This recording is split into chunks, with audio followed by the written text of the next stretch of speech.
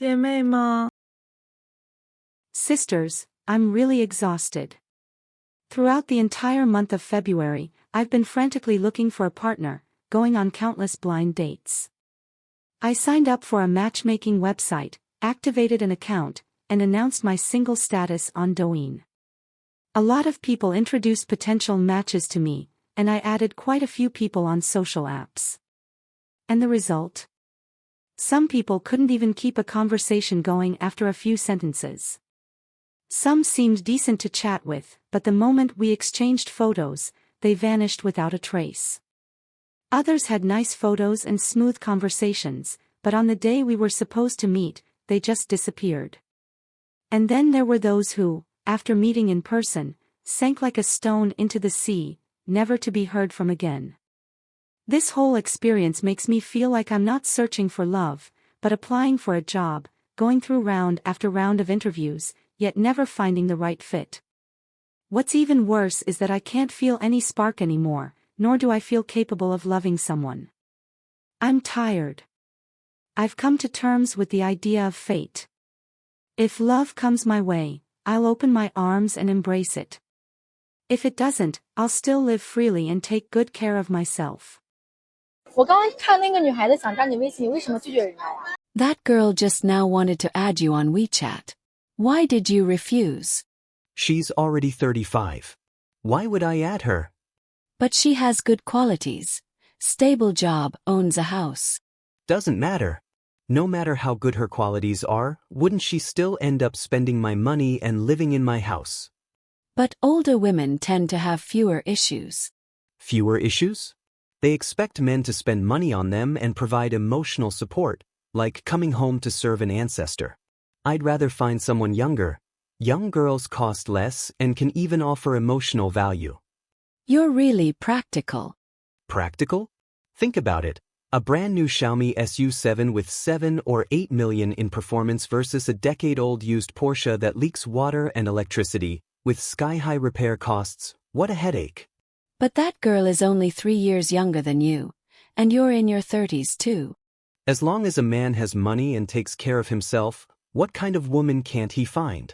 I'm okay with growing old together, but I can't accept starting a relationship with someone already old. So by your logic, older single women have no market. Of course not. When they were young, they were picky with sky-high standards. Now that they're older, do their standards drop? No, they only get higher. 当大龄剩女恨嫁的焦虑。 Ladies, allow me to ask a blunt question. You want a car, a house, a hefty dowry, let's put aside whether that's reasonable or not for now. But when you include whether the man's parents have a pension in your criteria for a partner, are you looking for a husband or a retirement plan? What does it matter to you whether his parents have a pension or not? Even without a pension, they can still buy their son a house or a car. Even without a pension, if they borrow money to pay your dowry, have you ever paid back a single cent for them? You demand that his parents have a pension, so do your parents have one? If your parents get sick later on and you take care of them with your own earnings, is there a problem if he uses his own earnings to care for his parents? When choosing a partner, you don't care about whether he has decent values, emotional stability, or a sense of responsibility. Instead, you're fixated on his parents' wallet. Can a marriage like that be happy? The bombs you plant before marriage will explode after. When that day comes, don't cry about how your in-laws, sister-in-law, or husband have let you down. Finally, a heads up for the sisters. In the marriage market, there are no Prince Charmings. Nor is there a shining knight in golden armor, galloping in to rescue older single women from the dating scene. After picking through men for over a decade and still not finding the one, you end up becoming the perfect target for scumbags and con artists. To avoid falling into a trap, the first step is to let go of those unrealistic fantasies. After all, with relationships, if you leverage too hard, it's only a matter of time before it all blows up. 很多女人觉得男性占尽了婚姻的好处。 Many women think that men reap all the benefits of marriage, but that's not true. From ancient times to the present, Marriage has been a shackle women use to restrain men. Men are expected to earn money to support the family, to contribute both financially and physically, and they face far greater pressure than women, so much so that their average lifespan is generally shorter than women's. That's why I completely understand why more and more men are choosing not to marry these days. Their material desires are low, and their physical needs are easier to satisfy. They don't have an innate desire to bear and raise children. So what's the appeal of marriage for them? Who does marriage really benefit more? Everyone should think it over carefully. 大龄单身女硕士的视频啊。 I watched a video of an older single woman with a master's degree, and it felt sad. But I don't think she needs to be so pessimistic. You have a high education, a stable income, and decent conditions. Why do you have to passively take a beating in the marriage market? With money, you can choose a more flexible lifestyle. You could find someone willing to marry into your family. Or you could date a guy 10 years younger than you. In reality, there are cases like a woman born in '84 pairing up with a guy born in '04. They even had a kid, and her husband is handsomer than some top celebrities. So, sisters, don't be too pessimistic. Being older isn't scary. As long as you're willing to let go of your fixations, there are still plenty of possibilities for your future. 很多人认为大龄剩女比年轻的小姑娘难追得多。 Are older women really easier to pursue? Some people believe that older, unmarried women are easier to pursue than their younger counterparts, but the reality may not be so straightforward. In fact, they often tend to be more cautious and specific in their partner selection compared to younger women. Today, let's analyze why some men encounter difficulties when pursuing older, unmarried women. Partner selection is a long-term filtering process. From school campuses to workplaces and family-arranged blind dates, society screens single individuals at different life stages. Generally speaking, women with good personalities and attractive appearances are more likely to find partners during their student years, with many couples marrying shortly after university graduation. This is the first layer of filtering. Upon entering the workforce, single women meet potential partners in professional settings or social circles. At this stage, material conditions and practical considerations begin to play a larger role. Women who can easily enter relationships often find suitable partners during this period, marking the second layer of filtering. Beyond that, family also plays a significant role in women's partner selection. For those with weaker social skills, parents often arrange blind dates.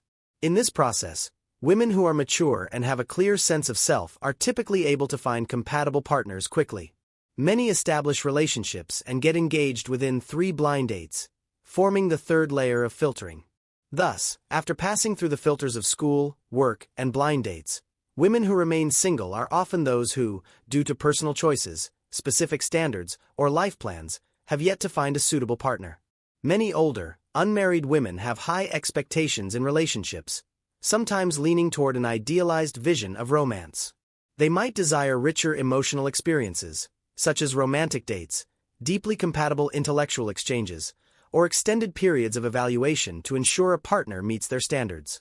However, real-world partner selection often involves more practical factors. Men of a similar age typically want to determine a relationship's feasibility quickly rather than endure a lengthy evaluation period.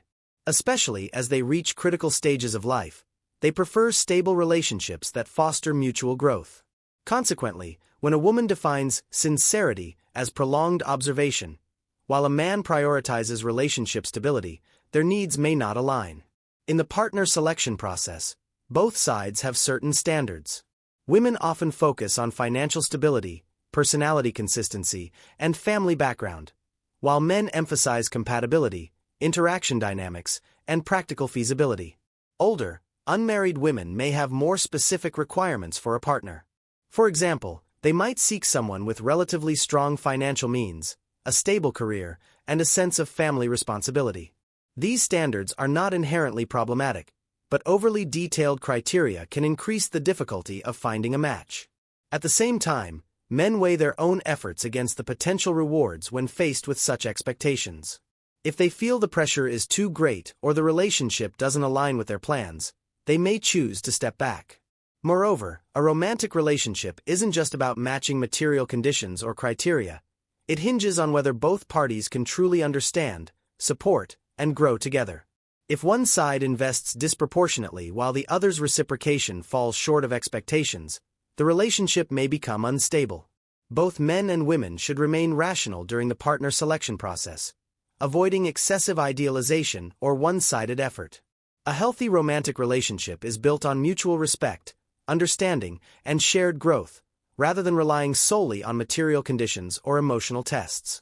For men, the key lies in rationally assessing their emotional investment and finding a partner who truly suits them, rather than blindly meeting the other's expectations. For women, reasonably adjusting their standards and maintaining an open mindset can also make it easier to find a compatible match. Ultimately, the success of a relationship depends not only on external conditions but also on communication styles, interaction patterns, and shared goals. Finding a suitable partner and building a long-term, stable relationship should be the ultimate aim. The video is coming to an end, and if you enjoyed it, please consider subscribing. I'll keep updating with content you love, and your support is my biggest motivation to keep going. Also, feel free to leave any suggestions in the comments. I'll be picking some of your feedback from there, and those selected will get a mysterious reward from me.